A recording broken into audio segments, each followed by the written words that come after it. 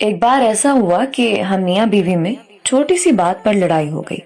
گرمیوں کی رات تھی، ہم دونوں اپنی اپنی جگہ پر سو گئے۔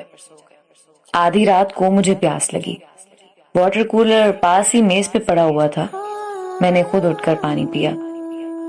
اچانک میں نے مڑ کے دیکھا تو وہ مجھے غصے سے دیکھ رہی تھی اور بولی کہ آپ نے پانی خود کیوں پیا؟ میں نے بھی غصے اور اکڑ پن سے جواب دیا، ہاتھ پاؤں سلامت ہیں، خود پی سکتا ہوں، مفلوج نہیں ہوں۔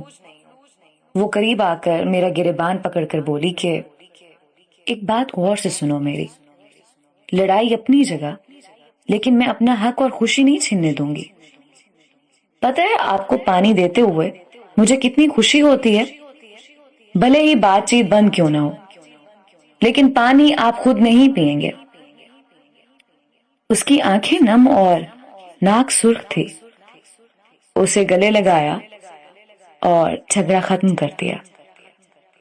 اور اب 10 سال بعد جب رات کو 3 بجے پانی پینے کے لیے اٹھتا ہوں تو دیوار پہ لگی اس کی خوبصورت تصویر بھیگ جاتی ہے، یا شاید میں اسے بھیگی ہوئی آنکھوں سے دیکھتا ہوں اور یاد آتا ہے وہ کہتی تھی کہ محبت مر نہیں سکتی۔